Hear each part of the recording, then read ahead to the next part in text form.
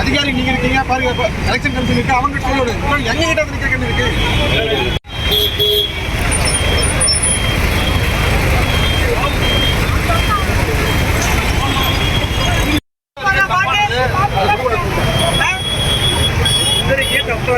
அதை கேட்க போயிடறாங்க.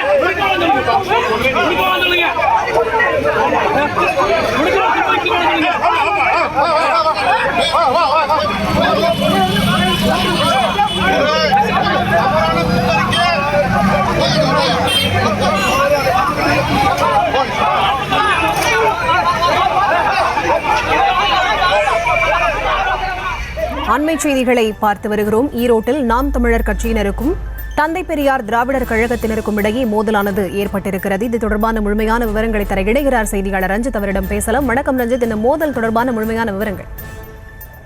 வணக்கம் பரிதா. ஈரோடு கிழக்கு சட்டமன்ற தொகுதிக்கான இடைத்தேர்தல் இரண்டாவது முறையாக வரக்கூடிய பிப்ரவரி 5 நடைபெறும் நிலையில் வேட்பாளர்கள் களத்தில் இருக்கக்கூடிய 46 வேட்பாளர்களும் தீவிர வாக்கு சேகரிப்பில் ஈடுபட்டு வருகின்றனர்.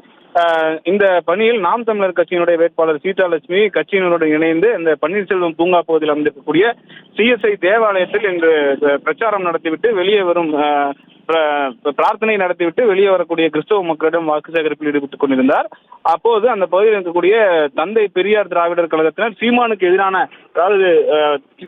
எதிரான துண்டு பிரசுரங்களை வழங்கி பிரச்சாரத்தில் ஈடுபட்டனர். இதனால் இருதரப்பினருக்கும் இடையே ஒரு மோதல் ஏற்படக்கூடிய சூழல் ஏற்பட்டது. தொடர்ந்து சீமானுக்கு எதிராக துண்டு பிரசுரங்கள் வழங்கி வந்த தந்தை பெரியார் திராவிடர் கழகத்தினர் நாம் தமிழர் கட்சியினர் சென்று தடுத்ததால் அந்த பகுதியில் ஒரு பரபரப்பான ஒரு சூழ்நிலை ஏற்பட்டது. தொடர்ந்து அங்கு இருக்கக்கூடிய காவல்துறையினர் இரண்டு தரப்பினரையும் அப்பகுதியை விட்டு வெளியே செல்ல கூறியதை தொடர்ந்து தேவாலயம் முன்பாக நாம் தமிழர் கட்சியினர் பிரார்த்தனை முடித்து வெளியே வரக்கூடிய கிறிஸ்தவர்களிடம் பிரச்சாரத்தில் ஈடுபட்டு வருகிறார்கள். இந்த பகுதியில் ஏற்பட்ட இந்த மோதல் தொடர்பான காவல்துறையினர் அந்த பகுதியில் தடுக்கக்கூடிய ஒரு சூழல் ஏற்பட்டிருக்கிறது. சரிதா?